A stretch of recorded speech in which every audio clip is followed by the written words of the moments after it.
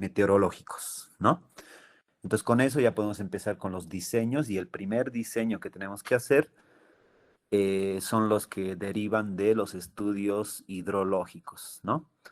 Ahora, por supuesto, ustedes ya han llevado la materia base que nos permite hacer este tipo de diseños, que es la materia de hidrología, ¿no es cierto? Lo malo es que hay mucha diferencia entre ese semestre y este, ¿no? Porque hidrología se ve en sexto semestre, creo, y este es de noveno semestre, pasa casi un año y medio, ¿no? Hasta volver a esto. Eso es un poco algo negativo que veo en el pensum, pero bueno, lo que tienen que hacer es desempolvar un poquito los conocimientos que han adquirido en esa materia. Lo que vamos a hacer aquí es aplicar directamente esos conceptos ya aplicado al diseño de presas, ¿no? Bueno, ¿qué vamos a ver en este capítulo? ¿Qué es lo que tenemos que avanzar del proyecto? Básicamente son tres cosas, o bueno, o dos cosas, ¿no?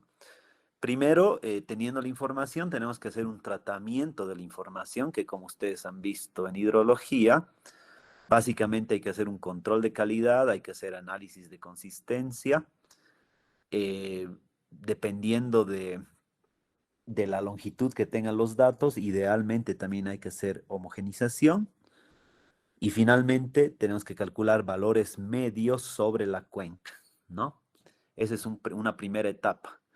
Y en realidad, les comento, esta es una de las etapas que más se ignora, ¿no? En realidad esta es una etapa clave y en muchos estudios que yo he visto o que se hacen, se trata este punto como si fuera secundario cuando es el más importante en realidad, ¿no? Como ustedes saben, si tengo malos datos voy a tener malos resultados también, ¿no? Entonces hay que generar una base de datos consistente, de buena calidad, etcétera. Entonces vamos a refrescar esos conceptos, ¿no? Y una vez que tenemos buenos datos, ya podemos utilizar las distintas metodologías de la hidrología para calcular cuatro componentes que me van a definir la altura de la presa, ¿no? Que están ahí, es el volumen muerto, el volumen útil, el volumen de regulación de crecidas y el bordo libre, ¿no? Cada uno de los cuales tiene su propia metodología y me define distintos niveles, ¿no? Entonces, generalmente los volúmenes muertos los vamos a determinar a partir de las tasas de sedimentación y eso me va a definir el NAMIN, el nivel de aguas mínimas, ¿no?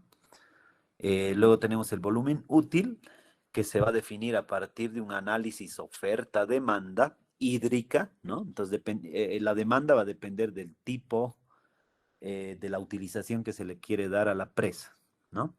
No es lo mismo una demanda de riego que una demanda de agua potable o una demanda de producción de energía, ¿no? Varían. Y dependiendo de esas demandas, se tendrán valores constantes a nivel mensual o a lo mejor variables a nivel mensual, ¿no? Ya lo veremos. Y para la oferta depende de las características que tenga las características hidrológicas que tenga la cuenca, ¿no? Entonces, viendo ese análisis de oferta-demanda es donde definimos el volumen útil. Ahora, por supuesto, si la oferta es mucho mayor a la demanda, no se justifica hacer una presa, ¿no? Porque tengo agua en exceso. Entonces, si mi oferta es mayor a la demanda, generalmente será suficiente con diseñar una obra de toma y listo, ¿no? Si la oferta es menor a la demanda, ahí sí requerimos un volumen útil para almacenar el agua, bueno, el agua disponible para ser utilizada en tiempos de escasez, ¿no? Y esto me va a definir el NAMO, el nivel de aguas máximas ordinarias, y la cota de la obra de toma. Por eso es importante esto, ¿no? Luego viene el volumen de regulación de crecidas, que es un volumen que nos va a permitir diseñar las obras de protección de la presa. En este caso, el vertedero de excedencias, y acá debería poner una cosa más. Diseño hidráulico del vertedero de excedencias y las estructuras de, de disipación. Eso le estoy aumentando. Ya, perfecto. Y eso me define un nivel que se llama el NAME, como ustedes conocen, ¿no? Nivel de aguas máximas extraordinarias. Y por último, bueno, como somos ingenieros, siempre prevemos alguna contingencia y puede producirse alguna sobreelevación, alguna altura adicional, que la prevemos como, como un bordo libre, ¿no? Entonces hay criterios también para calcular este bordo libre. Entonces en esta fase lo que vamos a hacer es ver cómo hacemos toda esta serie de pasos, ¿no? Em, Uno de sus compañeros, si no me equivoco, era Gary, ¿no? Subió unos videos de un curso que dio un colega y están los videos, ¿no? Los ha subido, están, yo también los revisé simplemente para comentar algunas cosas, ¿no? Entonces, en su momento yo voy a hacer comentarios al contenido del video. Tiene cosas muy buenas, o sea, que se pueden aplicar, pero también tiene cosas discutibles. Entonces, les voy a comentar también algo sobre esa metodología que se ve en el video. Ya, eso ya lo veremos conforme vayamos avanzando. ¿Ya? Bueno, eso es lo que vamos a ver. Entonces, empezamos con un resumen mega breve de la hidrología, ¿no? Como ustedes han visto en esa materia, lo que hace la hidrología es una ciencia física que estudia la ocurrencia, distribución y movimiento del agua en el sistema terrestre, ¿no? Como saben, el sistema terrestre está conformado por tres subsistemas, ¿no?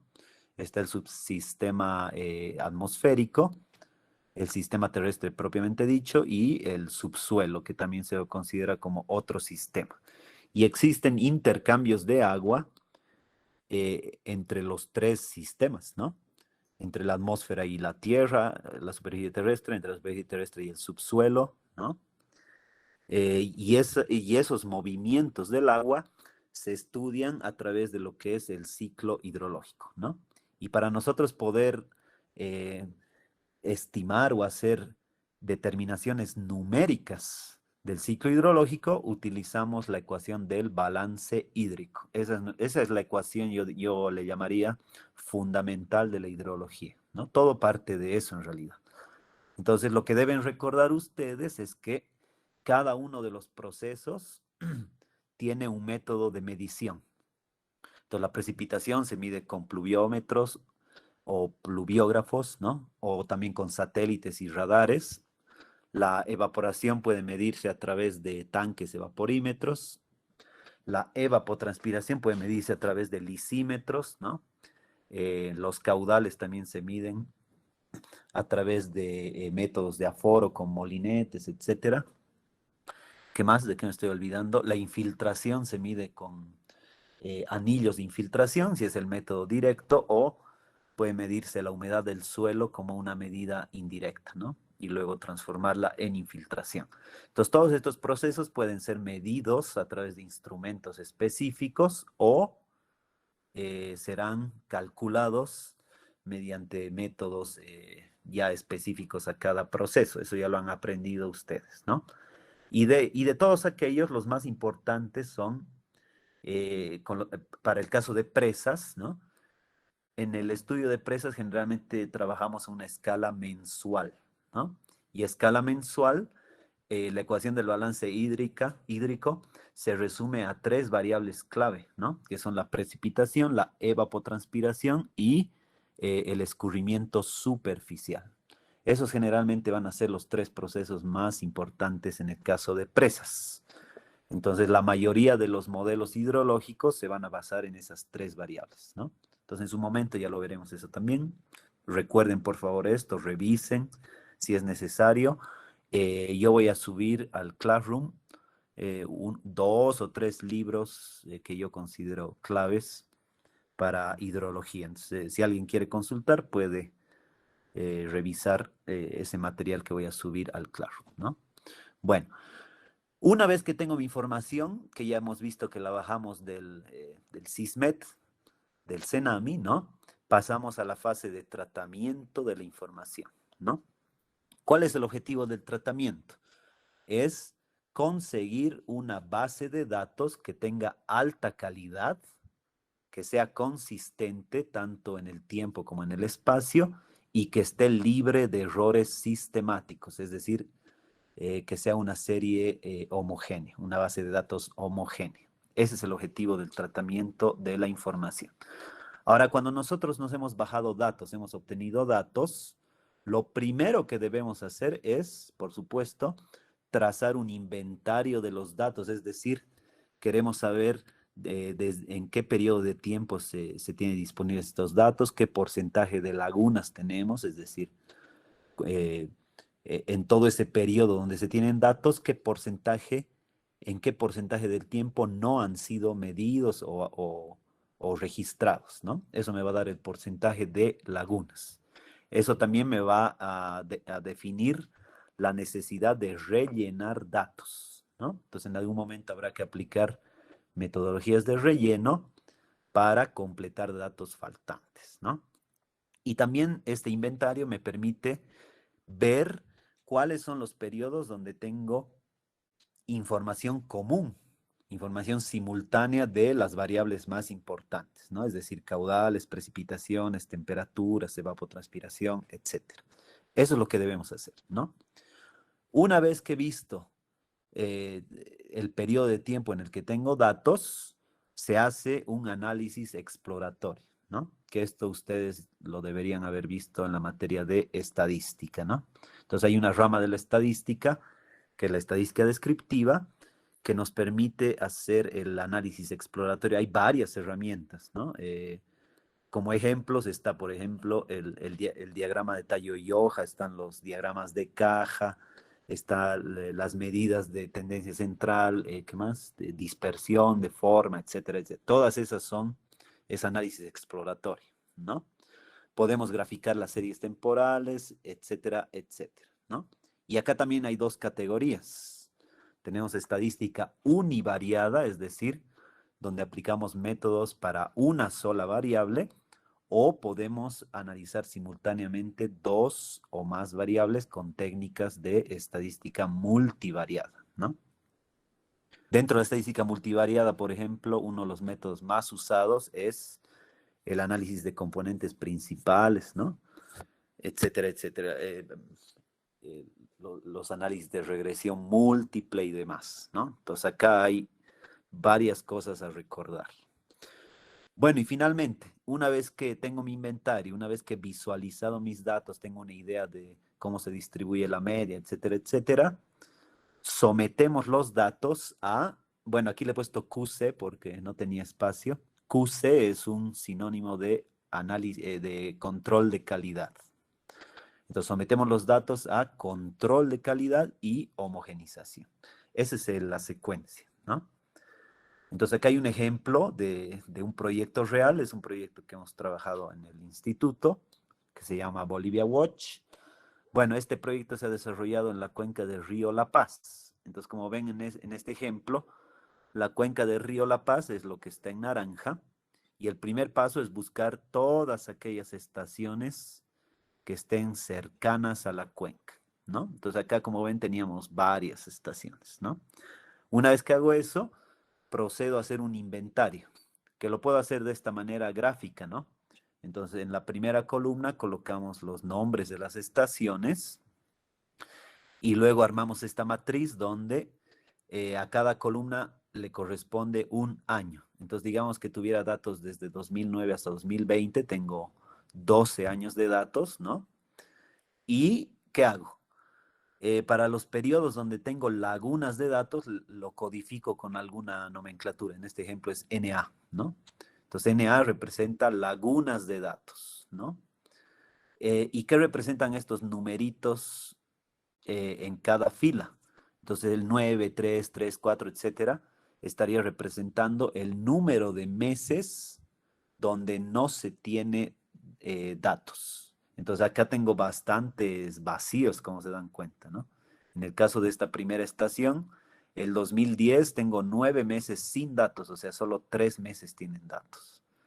En el siguiente tengo 3, es decir, hay 9 meses con datos, etcétera, etcétera. Y solo en algunos casos, donde tengo este AC, son años completos, o sea, años donde tengo toda la información disponible, ¿no? Entonces lo que hay que hacer es hacer este tipo de inventarios para cada variable. Entonces esto puede ser, por ejemplo, para precipitación. La misma gráfica haré para temperatura, para otras variables, ¿no? Y esto me da una idea, como pueden ver, de la cantidad de lagunas de datos que hay y de qué estaciones o en qué años tengo datos comunes en distintas estaciones, ¿no? Entonces es importante esto. Y otro tipo de inventario, este es otro estilo de inventario, o sea, no es único el formato, ¿no? Este es otro estilo, el segundo gráfico, donde lo mismo, colocan nombres de estaciones, se puede colocar incluso el tipo de estación, si es estación climática ordinaria, sinóptica, termométrica, termopluviométrica, etcétera. Eh, Se coloca el tipo de estación, eso nos va a ¿por qué se coloca tipo de estación? Porque eso nos da un detalle de qué variables se miden. Por ejemplo, el tipo TP, termopluviométrica, es una estación que solo mide temperatura y precipitación. Una estación de tipo T, termométrica, solo mide temperatura. Una estación tipo P, pluviométrica, solo mide precipitación. Y luego está la sinóptica, que es una estación completa que mide temperatura, precipitación, radiación solar, velocidad del viento, humedad, etcétera, incluidos temperatura del suelo, ¿no? Y las estaciones ordinarias que son similares a las sinópticas, pero algunas variables no las miden, ¿no? Pero también son estaciones bastante completas. Si quieren consultar estas clasificaciones, he subido en el primer capítulo un documento del CENAMI, ¿no? Lo pueden revisar, donde explica qué variables se miden en cada tipo de estación. Bueno, eso sí, si tienen curiosidad, ¿no? Se puede colocar el administrador, o sea, para indicar quién es la institución que mide, por supuesto, latitud y longitud para saber dónde están las estaciones, ¿no? La altitud también, cuándo inició su actividad. Entonces hay estaciones antiguas, estaciones más recientes, ¿no? Años de registro. Y finalmente aquí está. Yo puedo hacer un pequeño inventario donde coloque qué variables, por ejemplo, acá está, ¿no? Temperatura, precipitación, evaporación, hay varias. Entonces puedo visualizar en cada estación qué variables tengo medidas. Entonces, si yo estuviera interesado en, no sé, la humedad relativa, me podría fijar acá que tengo una, dos, tres, cuatro, cinco estaciones que miden esa variable y luego para esas cinco estaciones puedo elaborar ya con más detalle un inventario de este tipo, ¿no? Y así me voy ordenando para ya empezar con el análisis, ¿no? Entonces, de esa manera se trabaja en proyectos, ¿no? De este tipo hidráulicos. Bueno, además de esos inventarios, dijimos es importante graficar, o sea, tengo que tener una idea gráfica de mis datos, ¿no? Entonces, puedo graficar como acá, en este caso tengo un hietograma, donde, fíjense, este es un hietograma mensual. Quiere decir que para cada mes del año hidrológico puedo visualizar los valores de precipitación y cada color corresponde a cada estación que tenga, ¿no? Entonces, hay distintas formas de hacer gráficos. Esta es una visualización de multiestaciones, ¿no? Para comparar los datos entre distintas estaciones. También se puede sacar los hietogramas para una sola estación, ¿no? Entonces acá ya tendré para todo el periodo, si tengo 20 años de datos, entonces tendré 340 categorías, ¿no? Y voy a tener mi gráfico mi diagrama de barras para una sola estación, ¿no? Entonces uno va graficando dependiendo de qué es lo que quiere ver, ¿no? Ese es otro gráfico importante. Luego están los diagramas de caja que les mencionaba, que bueno, esto es algo que se ve en estadística, ¿no? Pero he puesto aquí algunos recordatorios nada más. Un diagrama de caja simplemente es un grafiquito de este tipo, como pueden ver. Es como una cajita que tiene estas patillas o bigotes, se llaman, ¿no? ¿Y qué viene a hacer este gráfico? Simplemente es una representación del resumen de los 5 números, ¿no? Esa es una estadística descriptiva. En realidad, este resumen de los 5 números es una es un arreglo que tiene 5 elementos, ¿no?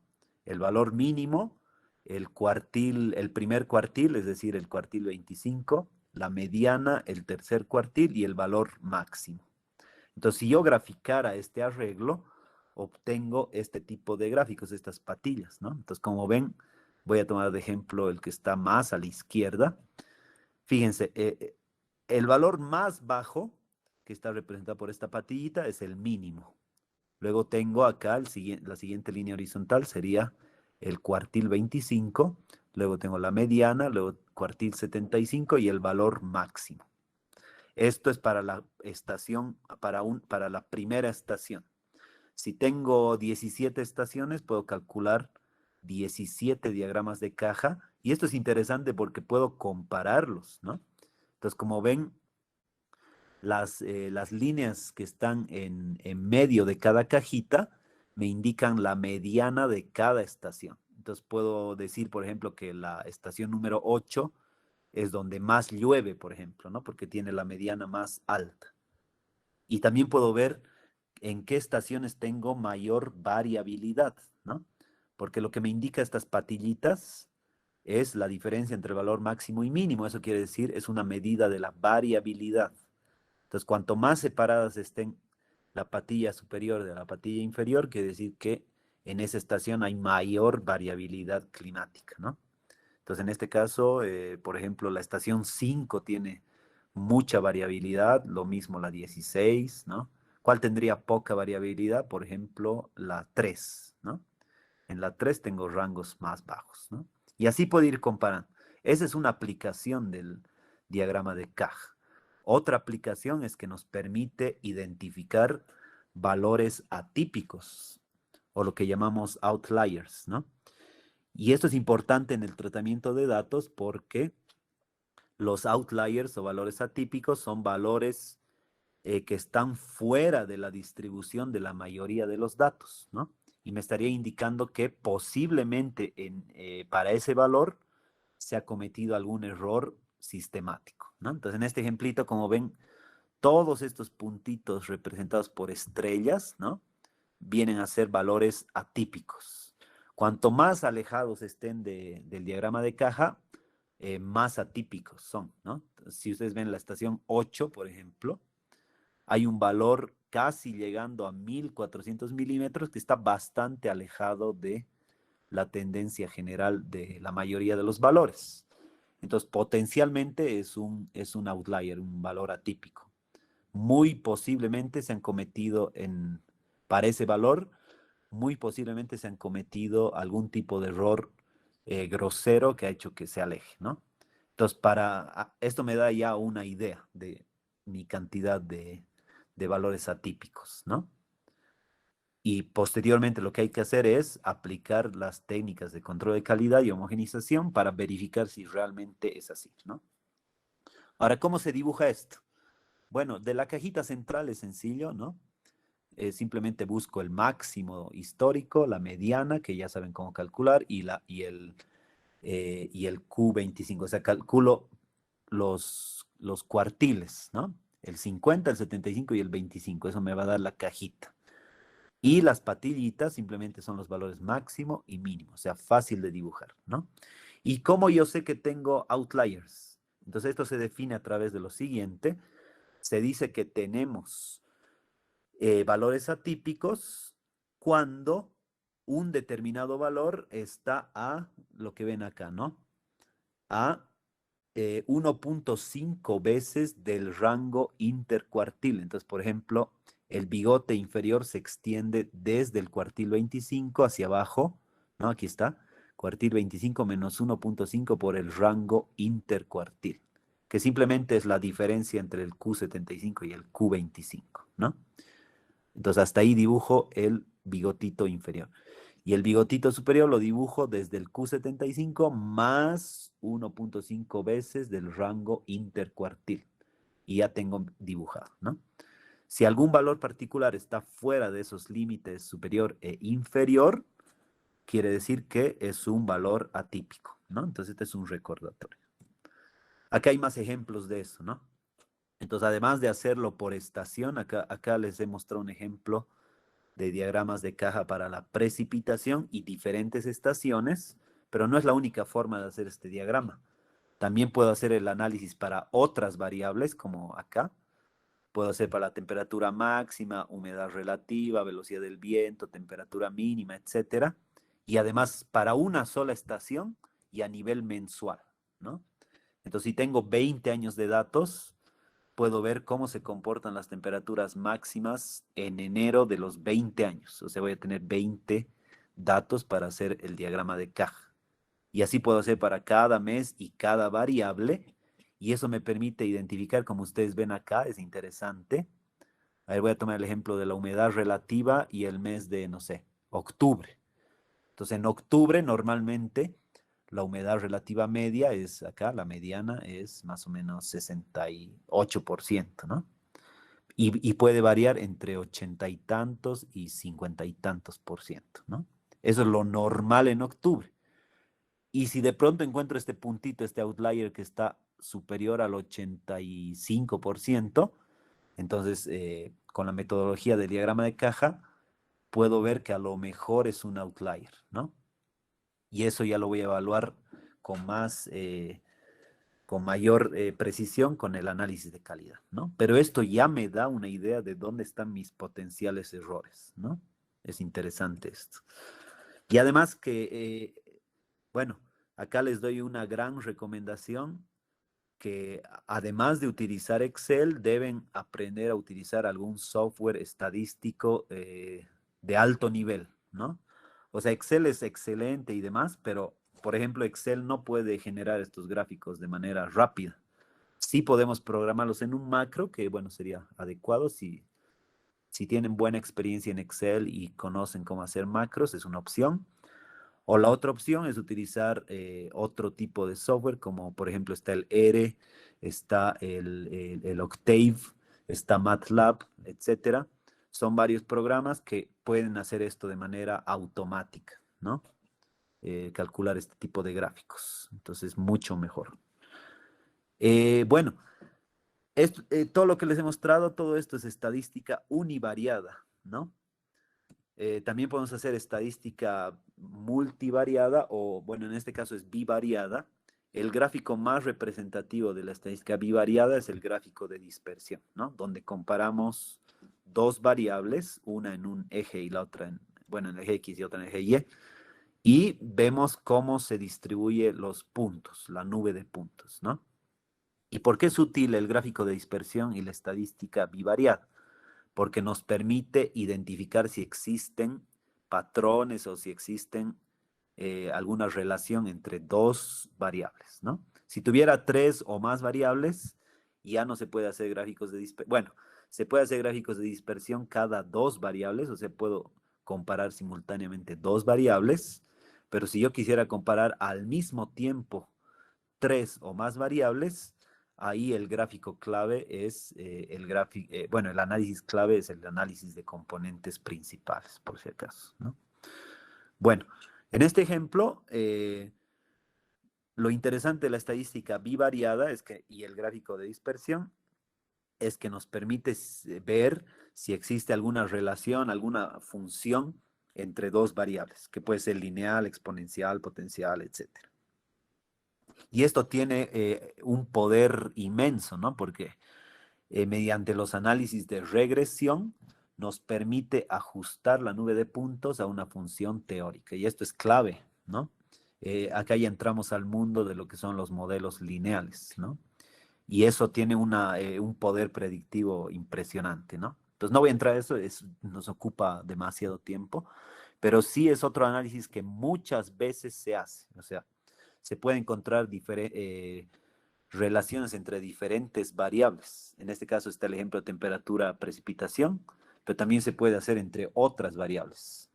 Incluso muchas veces se evalúa relaciones entre la precipitación y la altura o sobre el nivel del mar o la distancia desde la divisoria de aguas. O sea, se puede hacer un montón de análisis de este tipo con dos objetivos.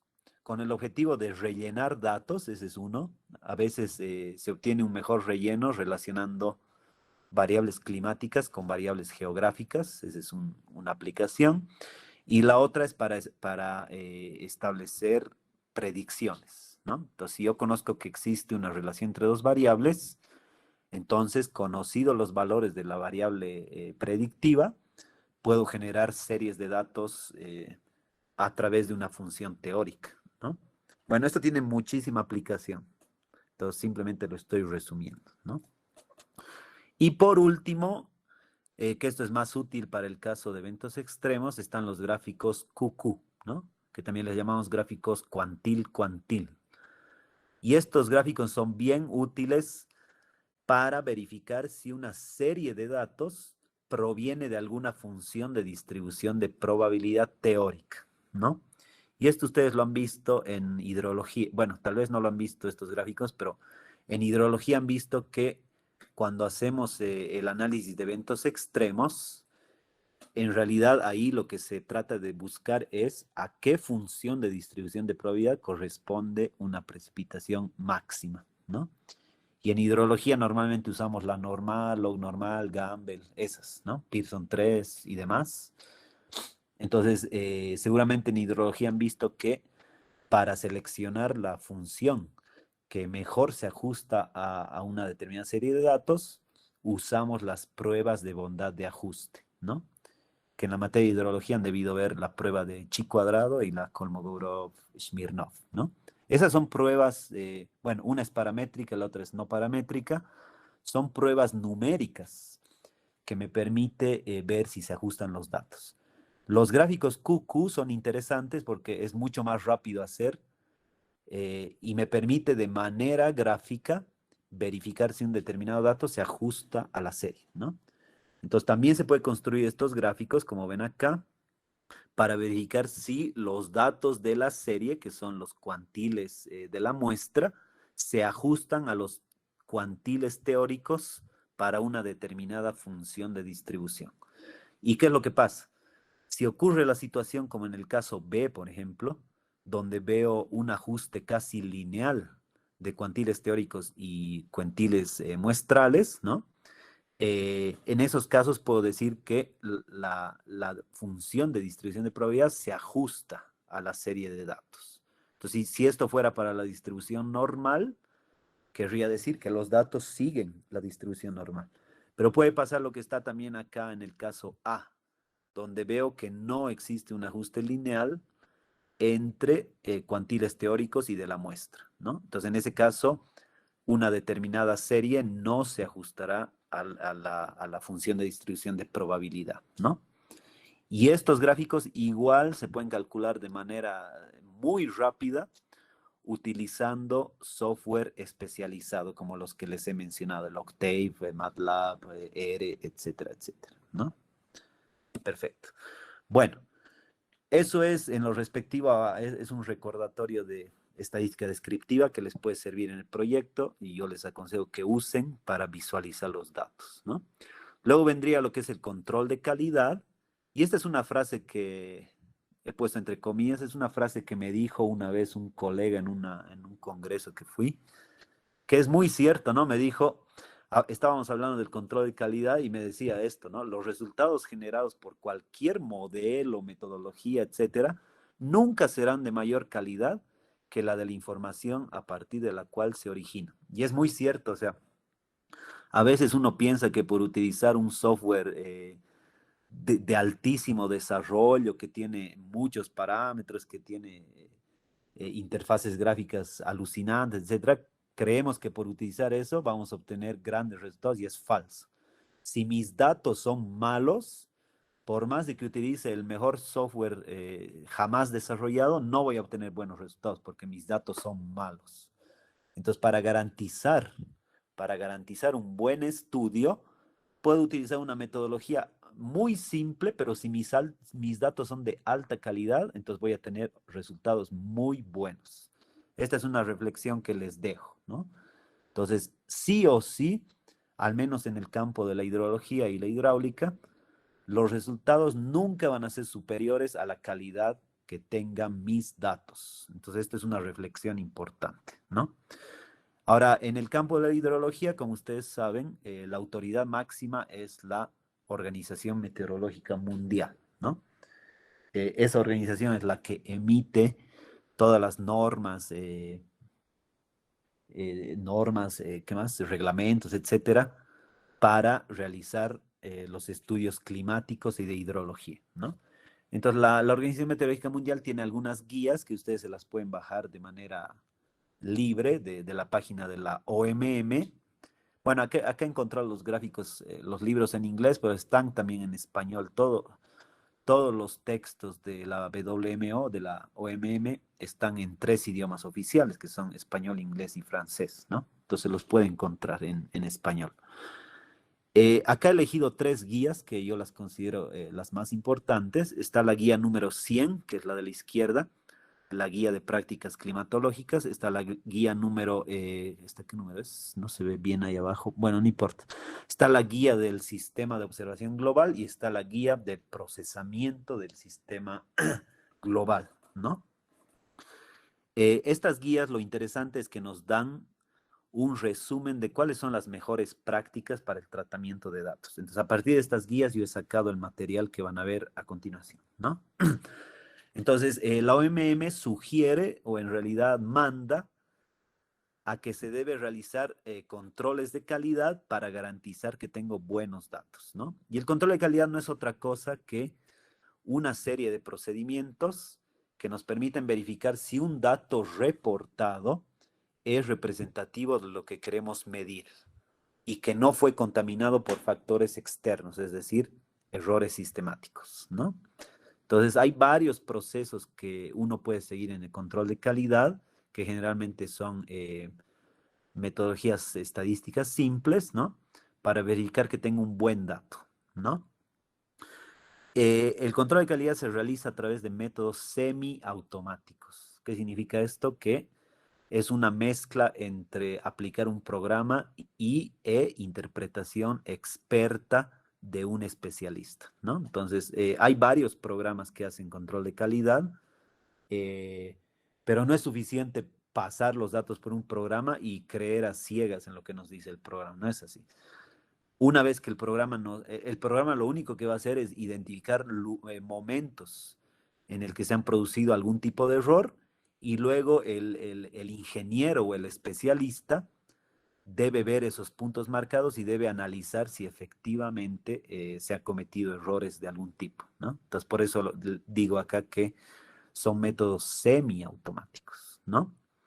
Y como resultado, lo que va a hacer el programa es codificar la base de datos, o sea, me va a identificar, va a colocar como señales para ilustrar que existe algún tipo de error, ¿no? Y la OMM lo que sugiere es que siempre se debe preservar la base de datos en 2 versiones. La base de datos original sin marcar estos errores y la base corregida. Siempre se debe preservar las 2 series, ¿no? Acá hay un ejemplo de cómo lo hacemos. Entonces, cuando se identifican errores, se puede codificar con estos números, ¿no? Entonces, en la tabla 3.1, por ejemplo, yo puedo asignarle a cada uno de los datos un código del 0 al 3, donde 0 me va a indicar la base de datos original. 1 me va a indicar la base de datos corregida. El código 2, bases de datos reconstruidas. Y el código 3, por ejemplo, valores calculados, ¿no? Entonces, esto es interesante porque si ya tengo armada mi base de datos, la utilizo para un propósito, la siguiente vez que que alguien utilice esa base de datos, puede ver estos códigos y puede saber el trabajo que ha hecho un colega anterior, ¿no? Y esto es bueno porque, ¿qué es lo que pasa en nuestro medio? Lo que pasa en nuestro medio, inicia un proyecto, ¿no? La empresa va al Senam y pide los datos, los procesa, hace el estudio y ahí se queda. Entonces, la siguiente vez, si se realiza un proyecto en una zona cercana a la que se hizo el primero, otra vez lo mismo. Va al Senami, piden los datos, otra vez procesan y se dan cuenta es doble, triple, no sé cuántas veces se habrá hecho ese trabajo, ¿no? Si siguiéramos las normas que dice la OMM, basta que una vez se haga este trabajo Entonces, la siguiente vez que vaya una empresa, lo único que hace es pedir los datos que ya trabajó alguien, que ya están procesados, y como está codificado, podemos saber qué datos han sido corregidos, incluso podemos evaluar si ha sido adecuado, y aquí se ahorra un montón de tiempo, ¿no? También se puede codificar como en la tabla 3.2, donde a cada dato le podemos asignar estos números, ¿no? El número 1 puede significar datos faltantes, por ejemplo. El 2, datos eliminados por el control de calidad, ¿no? Entonces, si encuentro que hay datos muy erróneos, los puedo eliminar, ¿no? Código 3, datos no controlados, dato 4, etcétera. O sea, se puede ir colocando así según lo que ha ido haciendo el especialista, se puede ir codificando, ¿no? Y así sucesivamente. Entonces, mi reflexión de esto para ustedes, ¿por qué les estoy mostrando esto? Es para que vean que existen normas para el manejo de bases de datos. O sea, nosotros nos podemos ahorrar mucho tiempo si seguimos estas recomendaciones que la emite la máxima autoridad en manejo de datos climáticos, ¿no? Bueno, y acá les muestro un resumen igual de las pruebas que hace el control de calidad. Entonces, les decía hace un momento que son pruebas estadísticas simples, que son las siguientes. A ver, veamos, ¿no? Entonces, las pruebas que normalmente realiza cualquier software de este tipo son las pruebas de consistencia, y dentro de las pruebas de consistencia hay cuatro, ¿no? Están las pruebas de consistencia interna, están las pruebas de consistencia temporal, las pruebas de consistencia espacial y las pruebas de consistencia de los resúmenes de datos, ¿no? De todas estas, las que ya conocen ustedes son las de consistencia temporal y espacial. ¿Por qué les digo esto? Porque en la materia de hidrología seguramente han visto el método de la curva doble acumulada, ¿no? En realidad, la curva doble acumulada es una prueba de control de calidad de consistencia tanto temporal como espacial, ¿no? ¿Por qué espacial? Porque, como ustedes recuerdan, a ver, me puedo adelantar un poco, aquí está. Esa es la curva doble acumulada, ¿no es cierto? Simplemente es un gráfico donde en el eje X colocamos los valores acumulados históricos de una estación o estaciones de referencia, y eso va a servir como patrón de comparación para los valores acumulados de una variable, o perdón, de una estación de evaluación. Y esto se puede construir para precipitaciones, temperaturas, etcétera. La única condición es que sean datos mensuales, ¿no? No se puede hacer a nivel diario, solo se puede hacer a nivel mensual o anual, ¿no? Entonces, lo que se hace es ir acumulando los valores mensuales o anuales de una serie de estaciones de referencia en el eje X, y acumulamos en el eje Y los valores de una estación que quiero evaluar, ¿no? Y decimos que si estos datos se ajustan a una recta, entonces la estación que estaba evaluando es consistente, ¿no? Y es consistente en el tiempo, si no presenta quiebres, y también en el espacio, porque la estoy comparando con estaciones vecinas, ¿no es cierto? Entonces, este es un análisis de consistencia temporal y espacial. Sabemos que si en algún punto se presenta un quiebre, es decir, una recta con diferente pendiente, o sea, puede ser que inicialmente tenía una recta con misma pendiente y en algún punto se desvía y tenemos otra pendiente, ¿no? Ese sería un quiebre. Me estaría indicando que para ese momento se ha producido un error sistemático, ¿no es cierto? Y habrá que buscar la causa, si como ustedes saben, los errores sistemáticos se producen por causas predecibles, ¿no? O sea, un error sistemático puede ser causado por el cambio de un sensor, porque se presenta un obstáculo que antes no existía, porque ha habido cambio del operador, etcétera, ¿no? Todos esos cambios evitables son errores sistemáticos, ¿no? Entonces, para eso me sirve esta gráfica. Lo malo de este método es que tengo que comparar cada 2 estaciones. O sea, si tuviera 100 estaciones, como se imaginarán, este método no es muy adecuado. Por eso es que ha surgido la evolución de ese método, que es el método del vector regional, ¿no? Que básicamente es muy parecido al método de la curva doble acumulada, solo que en lugar de trabajar con cada dos estaciones, se trabaja con todas las estaciones simultáneamente, con la condición de que esas estaciones estén en una zona climáticamente homogénea, es decir, que las estaciones se encuentren en una zona donde consideramos que tenemos las mismas condiciones climáticas, ¿no? Y haciendo eso, como su nombre indica, ¿por qué se llama vector regional? Porque lo que hace es calcular una especie de promedio en una región climáticamente homogénea, que es la línea roja que ustedes ven ahí, y eso lo calcula a partir de los datos de todas las estaciones que pertenecen a esa región. Entonces, una vez que tengo el vector regional, yo puedo comparar, esa es la línea roja oscura, ¿no? El vector regional. Entonces, una vez que tengo esa recta, yo puedo calcular los vectores que corresponde a cada una de las estaciones que yo quiero evaluar, que ya son las líneas de colorcitos más de menor grosor, ¿no? Y además, este método vector regional también calcula intervalos de confianza y la idea es que si las estaciones se encuentran dentro de esos intervalos de confianza definidos por el vector regional, quiere decir que esas estaciones pertenecen a esa región y son tanto homogéneas como consistentes, ¿no? Ahora, bueno, solo para dedicarnos al método de vector regional necesitaría unas 3 o 4 clases porque hay que hacer un repaso de varias cosas.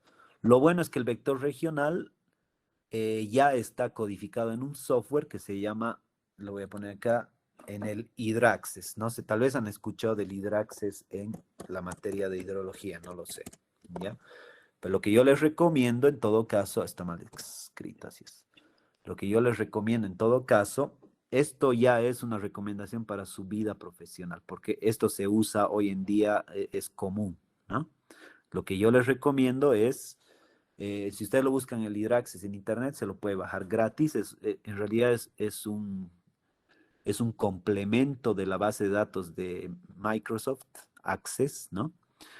Se lo bajan y les va a habilitar un programa que les permite administrar bases de datos climáticas, ¿no? Tiene varias herramientas, incluso tiene herramientas para calcular precipitaciones medias con los métodos de polígonos de Thyssen y Soyetas y también con métodos geoestadísticos, ¿no?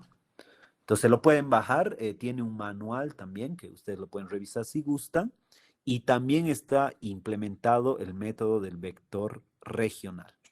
En realidad este resultado de esta figura que les muestro ya es del vector regional, ¿no? O sea, de ese programa de Hydraccess. Entonces, esto es altamente recomendable.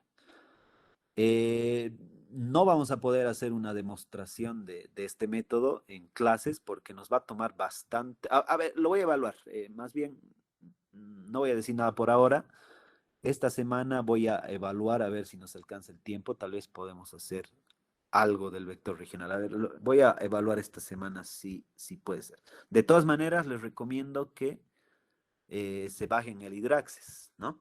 Si se lo bajan para la siguiente clase, a ver, voy a evaluar si nos alcanza el tiempo, tal vez podamos hacer una corrida de ejemplo, ¿no? Para que quede más claro. Bueno, estos dos métodos entonces son métodos que me permite evaluar la consistencia temporal y espacial, ¿no? ¿Y cómo se evalúa la consistencia interna? En realidad, la consistencia interna simplemente es una comparación entre el comportamiento de dos variables. Entonces, en realidad, la consistencia interna se evalúa con estadística bivariada, ¿no? Estoy volviendo atrás con ¿no? Entonces, la consistencia interna se evalúa con bivariada. Entonces, ¿a qué se refiere consistencia interna?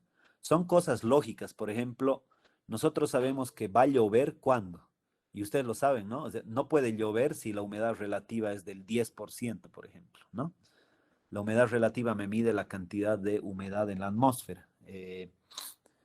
100% quiere decir que está totalmente saturado, 0% que no existe vapor de agua en la atmósfera, ¿no? Se mide en porcentaje, la humedad relativa.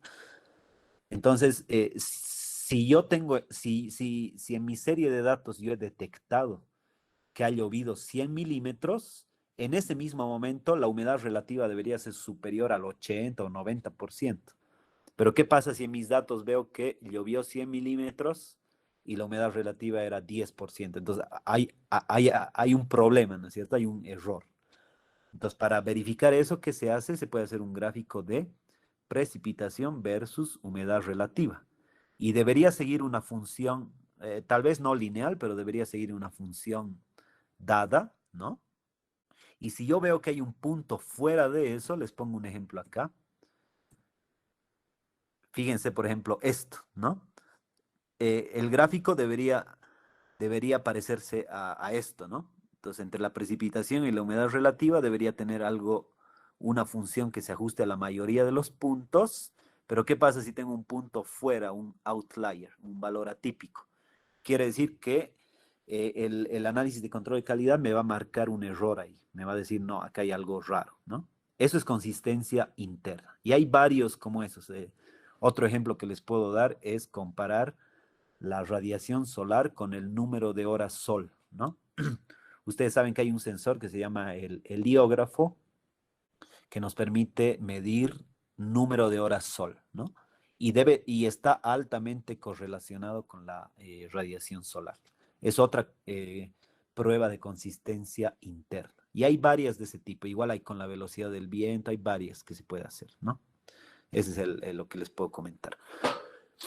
Luego están las pruebas heurísticas basadas en la experiencia y conocimiento de los procesos y técnicas de observación. Entonces, esta es una prueba que lo hace, por ejemplo, el personal del CENAMI, ¿no? Que consiste en pruebas de calibración de los instrumentos, verificación de que los observadores están midiendo correctamente y ese tipo de actividades, ¿no? Entonces, todas esas pruebas las hace el CENAMI. No las vamos a hacer, ningún software implementa pruebas heurísticas, son pruebas más de personal, ¿no? Luego vienen las pruebas estadísticas propiamente dichas, que lo que hace es determinar valores extremos, valores repetidos, picos, cambios rápidos, etcétera, como se ve en la imagen inferior, ¿no? Fíjense, el primer circulito me muestra un ejemplo de un pico. Entonces tengo la serie de datos y de pronto un valor extremo, un pico. Eso la prueba estadística me lo va a marcar como un posible error. Otro error es el del medio acá. Como ven, tengo valores repetidos, ¿no? Tenía la serie variando de esta manera y de pronto una línea horizontal con valores repetidos. Entonces, el análisis de calidad también me lo va a marcar eso, ¿no? Otra posible fuente de error es la que se ve acá, ¿no? En la burbuja inferior, en rojo, fíjense, tenía una serie de datos que variaba de esta manera y de pronto un valor alto, o puede ser el otro extremo, un valor muy bajo. Eso también me lo va a marcar el análisis de control de calidad, ¿no? Y hay otra posible fuente de error que tenía una serie que variaba de esta manera y de pronto hay un salto eh, que me produce un incremento en la media de toda la serie, ¿no? Y ese también puede ser un error que me lo va a detectar las pruebas de control de calidad, pero más seguro me lo va a detectar el análisis de homogeneidad, ¿no? Y finalmente están las pruebas espaciales, bueno, que simplemente es comparar datos con estaciones vecinas, ¿no? Perfecto. Eso es. Y finalmente, entonces hasta ahí fíjense que en cuanto a lo que es tratamiento de la información, ¿qué hemos hecho? Hemos hecho inventarios, hemos visualizado la información, luego hacemos control de calidad y el resultado de eso va a ser series con buena calidad, ¿no? Pero hasta ahí me falta un procesamiento más que es la homogenización, ¿no? ¿Y cuando decimos que una serie de datos es homogénea? Decimos que lo es cuando la variabilidad que me muestra la serie de datos se debe únicamente al clima y no así a los errores que se hayan cometido en la medición, ¿no? Entonces, eso es lo que me permite hacer la homogenización. Verificar que la variabilidad se debe solo al clima y no a la presencia de errores sistemáticos, ¿no? Ese es el objetivo de la homogenización, ¿no? De todas maneras, la OMM sugiere, nos dice que para evitar cualquier presencia de errores, ¿no? La mejor manera de preservar la homogeneidad es evitando cambios en los métodos de obtención, de procesamiento, de manipulación y transmisión de la información. Ahí es donde aparece la mayor cantidad de problemas en las series de datos, ¿no?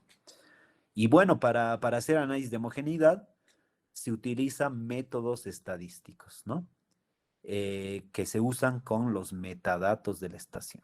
¿Qué son los metadatos? Simplemente son bitácoras eh, que debe elaborar la organización encargada de administrar los datos, ¿no? Indicando qué cambios se hacen en la estación.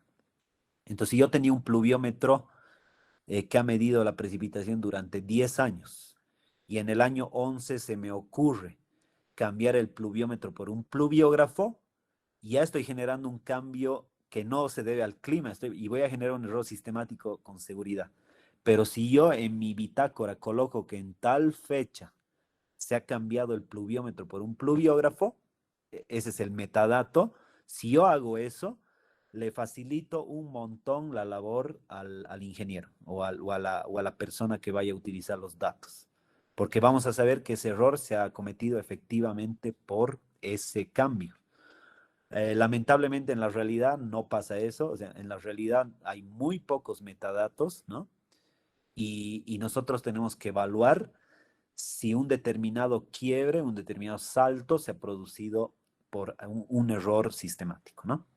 Y la manera de hacer eso es utilizando ya pruebas estadísticas, ¿no?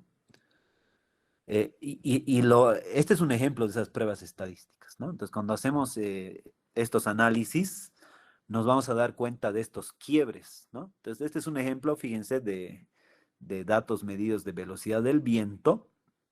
Entonces, puede ser que desde 1880 hasta 1940 yo tenía esta serie, como ven acá. Y de pronto, en 1945, se produjo un cambio de el lugar donde se mide la velocidad del viento y fíjense este salto, hay un quiebre.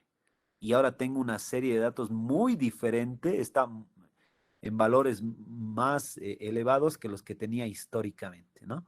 Esto me lo va a evaluar la homogenización, me lo va a identificar que en este momento se ha producido un quiebre. Si yo tengo los metadatos donde me dice que ha habido ese cambio, bueno, entonces puedo corregir relativamente fácil, ¿no? De otra manera, tengo que aplicar métodos estadísticos, ¿no? Y fíjense, en varios periodos pueden ocurrir estos cambios y se producen estos quiebres que ustedes ven, ¿no? Estos saltos o bajadas. A la derecha hay otro ejemplo con datos de temperatura, lo mismo. De 1910 a 1931 tenía esta serie donde la media era 1 grado centígrado. Y de pronto, del 31 al 42, fíjense, la media sube a 1.5. En acá uno puede preguntarse, ¿ha habido un cambio climático que me produzca 5 grados más, o sea, 0.5 grados más? Esa es la pregunta, ¿no? Y a lo mejor la respuesta que me la va a dar el análisis de homogeneidad es que no ha habido un cambio climático, sino que por algún error sistemático que se ha introducido, la serie se ha elevado hasta ahí. Y así, ¿ven? Entonces la identificación de estos quiebres se la hace a través de los métodos de homogenización. Y para eso también hay software especializado, ¿no? No sé si alguien ayer ha estado en la tesis bueno, de uno de sus compañeros, de Cristian Farfán. Bueno, ayer yo era tribunal justamente y la tesis que él ha presentado ha sido de la homogenización. Si alguien ha estado presente, debe estar entendiendo lo que estoy ahorita mostrando con mayor claridad. Si gustan, bueno, lo bueno de la pandemia es que ahora las tesis son transmitidas por la carrera, ¿no es cierto? Entonces, yo les aconsejo, entren a la tesis que ha habido ayer de Cristian Farfán. Ahí van a ver un caso real aplicado en Bolivia de un estudio muy detallado de homogenización de la información, ¿no? Y van a ver que realmente es bien importante. Entonces, les aconsejo ver la grabación de esa defensa de tesis de ayer, donde se muestra justamente esto. Y en realidad, esto no es solo un tema de investigación o cosas de ese tipo. Esto es algo que se tiene que hacer siempre, porque las series de datos generalmente abarcan periodos de 10, 20, 30 años, ¿no? Y ahí se puede producir en varios periodos, como ven en estos dos ejemplos, estos quiebres, ¿no? Y la manera de identificar estos quiebres es a partir del análisis de homogenización, ¿no? Entonces, nuevamente, bueno, esta materia es obras hidráulicas, no es análisis de datos, pero sí es mi obligación motivarlos para que ustedes entren también a estudiar estas cosas, para que cuando ya estén trabajando, las apliquen, ¿no? A mí me encantaría tomar más tiempo para hacer esto. Lamentablemente en esta materia tenemos que ver hartas cosas y solo tenemos 1 hora y media a la semana. O sea, es muy poco. Esta materia debería tener por lo menos 3 horas a la semana, ¿no? El JTP. Bueno, me han dado poco tiempo, entonces tengo que tratar de resumir al máximo, pero aún así es mi obligación mostrarles lo que hay que hacer para presentar buenos trabajos, ¿no? Entonces, hasta aquí. Bueno, y por último, una vez que tengo mis datos con buena calidad, homogenizados y demás, ahora sí se puede calcular valores medios, ¿no? Cuando hablo de valores medios me estoy refiriendo tanto en la escala temporal como espacial. Entonces, como ustedes saben, en las estaciones climáticas se puede tener los datos medidos en la escala de horas, de días, de meses, etcétera. Entonces, tengo que calcular valores medios tanto en la escala temporal.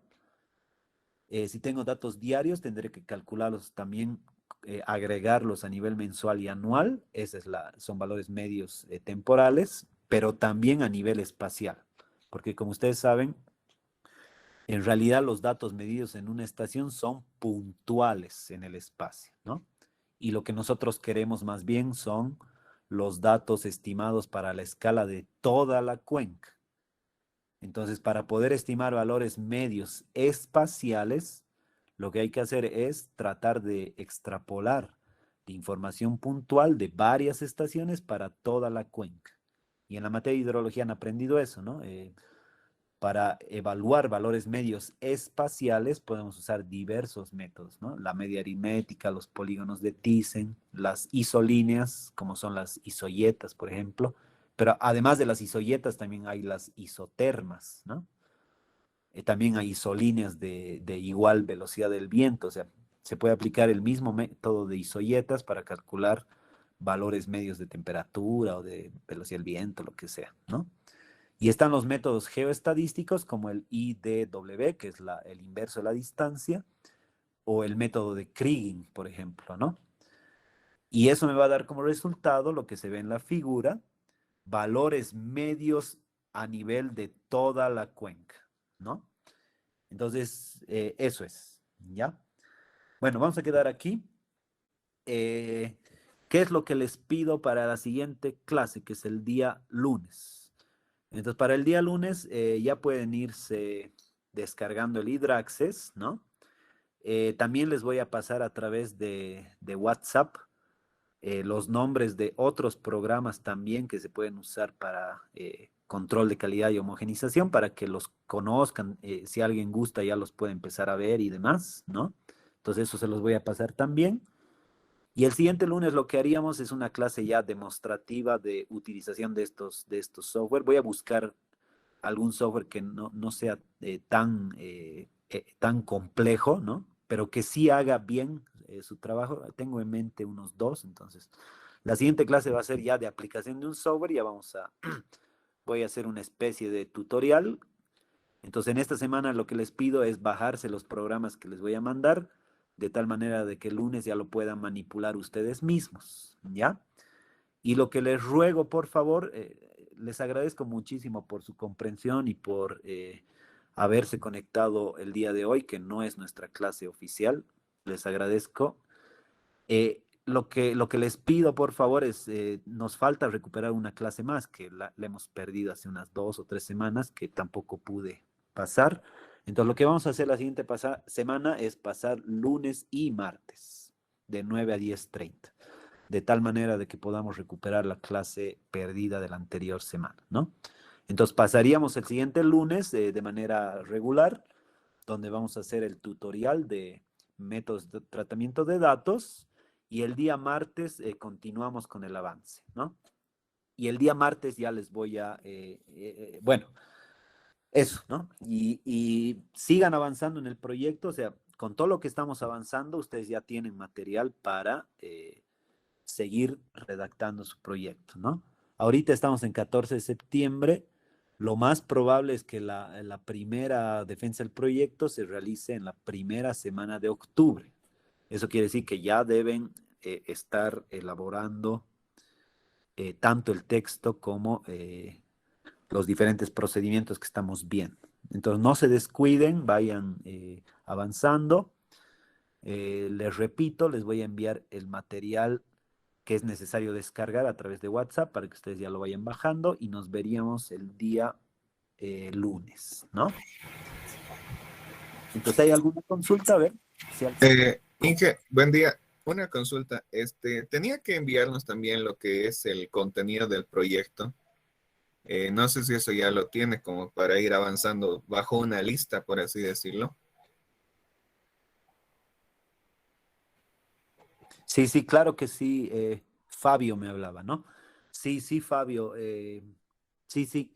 Entonces lo que voy a hacer es, en el transcurso del día de hoy, en el Classroom voy a subir un índice sugerido, ¿no? De tal manera que eso les permita guiarse, ¿no?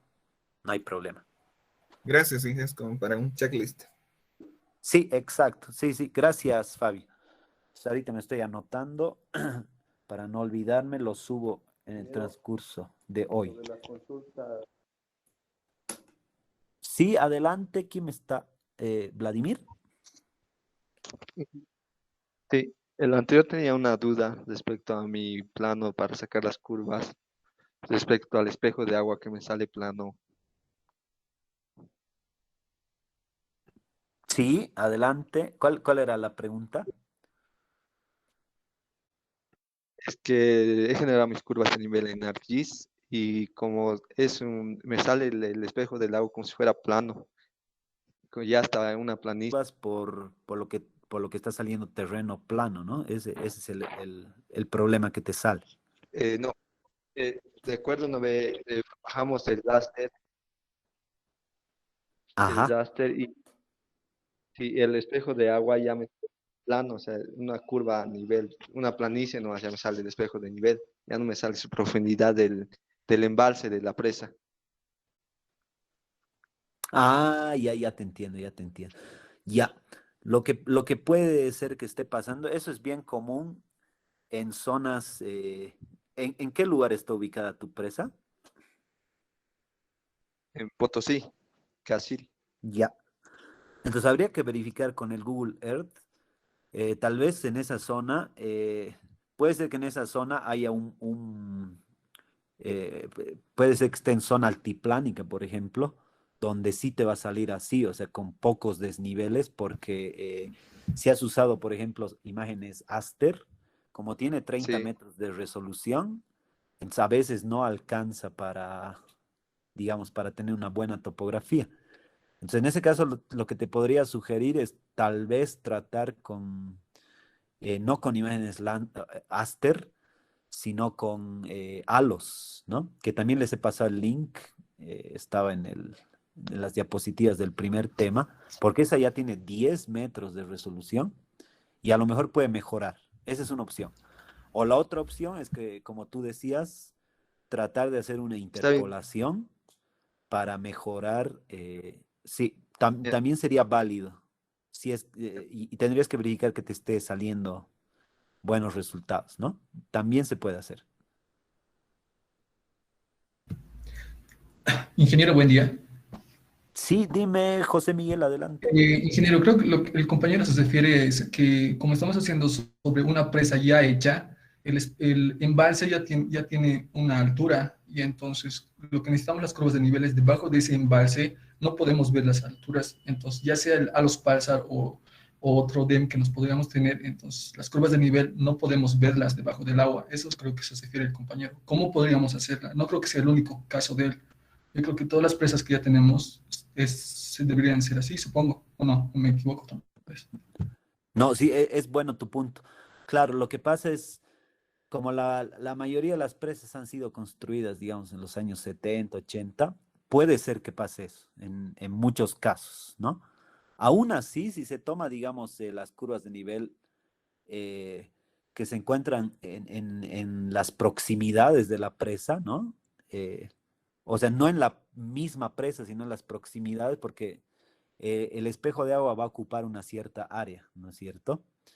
Pero en las áreas aledañas podemos suponer que la topografía no ha sido alterada y usar esas mismas curvas de nivel, ¿te das cuenta? Entonces, debería seguir funcionando, aunque hayan sido construidas en años anteriores a las que se sacó la imagen, se debería todavía poder observar esas curvas de nivel sin problemas. Ahora, si tuvieran ese problema, la otra opción es tomar los datos que tienen del inventario de presas, ¿no? En el inventario de presas, por ejemplo, dice, no sé, que la altura están los datos de la altura de la presa. Digamos que sea 15 metros. Lo que ustedes pueden hacer es, a las curvas de nivel alteradas que se tienen ahí, restarle esos 15 metros, que es la altura de la presa, o sea, suponiendo obviamente que estuviera totalmente llena, pero es una forma en la que se podría tratar de reconstruir, ¿no? Entonces, a las curvas de nivel alteradas por el efecto de la presa, restarle la altura de la presa y eso ya debería darles también. Ahora, si quieren llegar a mucho más detalle, lo que hay que hacer es calcular el remanso del espejo de agua producido por la presa y a las curvas de nivel restarles los niveles del remanso, ¿no? Esa es otra opción. Pero yo lo veo, lo más fácil es buscar las curvas de nivel de las zonas aledañas que no están en la influencia de la presa, que se van a extender por debajo igual, ¿no? Del espejo de agua y esas deberían ser las curvas de nivel que ustedes pueden utilizar, ¿no? Entonces hay varias formas en que se podría corregir. No sé si con eso eh, está un poco más claro o más bien peor, no sé qué dice. Sí, ingeniero, un poco claro, pero yo creo que lo vamos a ver eso cuando ya estemos haciendo la curva de elevación volumen. A eso creo que sería la finalidad. Correcto, correcto. Sí, así es, José Miguel, sí. Entonces yo les pido, hagan eso a la brevedad. De una vez calculen sus curvas para no quedarse trancados ahí, ¿no? Porque así pueden ver la probabilidad de que aparezcan estos errores, ¿no? Entonces, de una vez, por favor, construyan. Muchos grupos ya lo han hecho en el formulario que les he mandado. Varios grupos, más de la mitad ya me puso en el formulario que ya tienen sus curvas. Entonces, los que todavía no lo hicieron, por favor, no se atrasen, vayan avanzando esa parte. Ingeniero, ¿Ya? ¿Hay disculpe una alguna duda consulta. más? Sí, Elmer, adelante, Elmer. Ingeniero, en la elaboración de las curvas características, ¿qué altura de presa debemos considerar o la que está en el inventario, ingeniero? Esa duda tenía. Ya, es buena pregunta también. Inicialmente no sabemos la altura de la presa, ¿no? O sea, Sí, si sí, este fuera entiendo. un proyecto nuevo, no tienes la altura de la presa. Entonces, lo que hay que hacer es generar las curvas para una altura estimada que uno tenga. Se puede hacer hasta 50 metros o 30 metros, así, ¿no?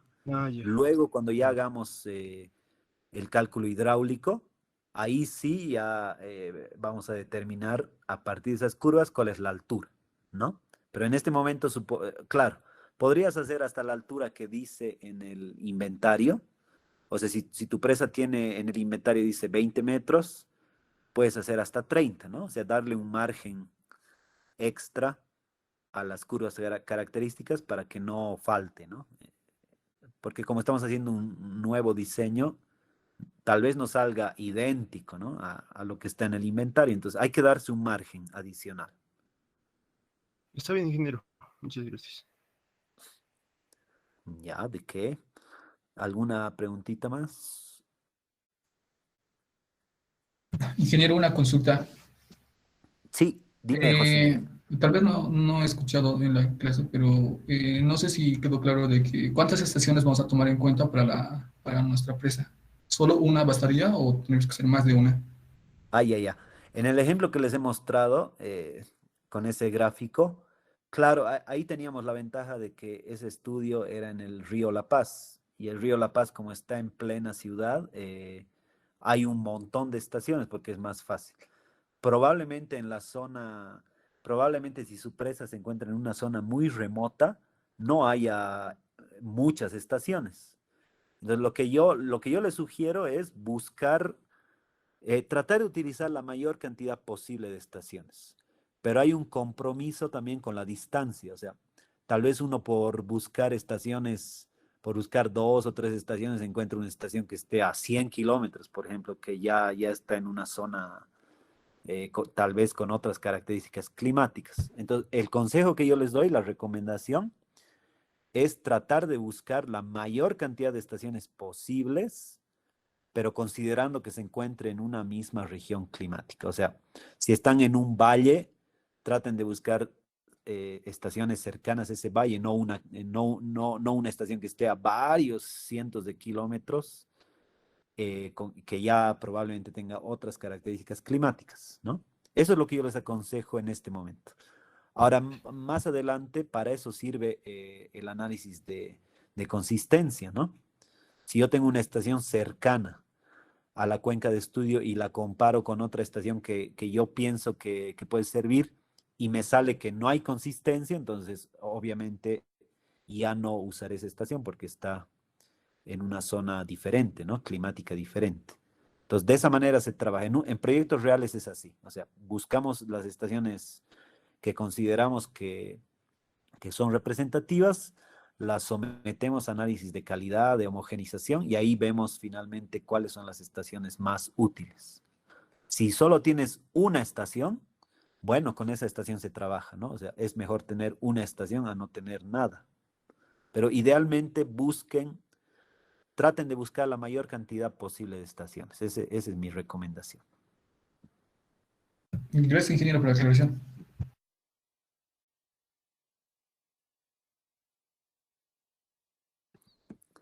¿Ya? ¿Alguna duda más o comentario? Ingeniero, buen día. Sí, Miguel Ángel.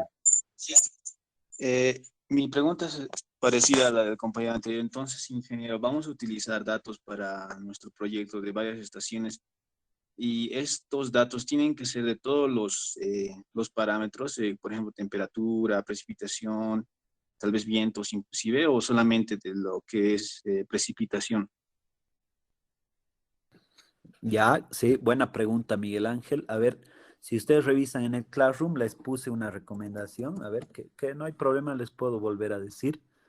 Pero está en el Classroom, a ver qué les he escrito. Estoy entrando. Acá dice, ¿no? Entonces les puse, el 6 de septiembre les puse, para la información hidrometeorológica, les recomiendo descargar de SISMET los siguientes datos, ¿no? Precipitación diaria. Ah, no les puse, ¿verdad? No les puse. Sí, sí, tienes razón. No puse eso. Voy a poner ahora. Sí. ¿Qué es lo que pasa? A ver, para el caso del cálculo de la oferta hídrica, la variable más importante es la precipitación. Pero también hemos dicho al principio de la clase de hoy que hay otras dos, que son los caudales y la evapotranspiración, ¿no? Ahora, ustedes deben recordar de hidrología básica, ¿no? La evapotranspiración se puede calcular por varios métodos, ¿no? Está el método de Penman, está el método de Thorne-White, de Blaney, etcétera, etcétera. Hay varios, ¿no? Dependiendo del método que se utiliza, hay más requerimiento. El método de Thorne-White solo necesita temperaturas y listo, ¿no?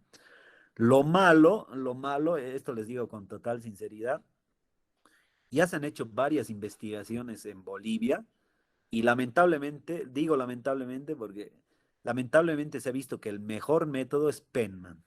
¿Y por qué digo lamentablemente? Porque el método de Penman necesita todas las variables, o sea, necesita temperatura, radiación solar, velocidad del viento, humedad, toditas. Y eso a veces no hay, ¿no? Entonces, esto les digo para que ustedes sepan en el futuro que es así. O sea, el método de Penman de lejos es el mejor de todos los métodos, ¿no? Ahora, si ustedes ven que en la zona de estudio hay poca información, digamos, solo precipitación y temperatura, entonces obviamente ya hay que buscar de trabajar con el método de Thornwright, por ejemplo, o sea, métodos ya simples, ¿no? Entonces, lo que yo les voy a pedir para este proyecto es que traten de buscar por lo menos la mayor cantidad de estaciones que tengan precipitación y temperatura, ¿no? Esas dos variables son fundamentales, ¿no? Ahora, si encuentran alguna estación que también tenga información de velocidad del viento, humedad, entonces pueden incluirla si es que se encuentra cercana a la cuenca, ¿no? Eso les podría sugerir. Futura, cuando tengan que enfrentarse a estos proyectos, lamentablemente, al menos en Bolivia, el mejor método es el de Penman, que requiere todos los datos, ¿no? Gracias, ingeniero. ¿Ya? ¿Alguna preguntita más? Bueno. Bueno, muchas gracias. Nuevamente les agradezco por su tiempo. Muchas gracias por la comprensión y por haber podido conectarse el día de hoy. Entonces nos veríamos el día lunes. Les mandaré los programas para que se vayan descargando bueno, tanto por WhatsApp como por Claro. Bueno, entonces que tengan una bonita semana. Nos vemos el día lunes. Hasta luego.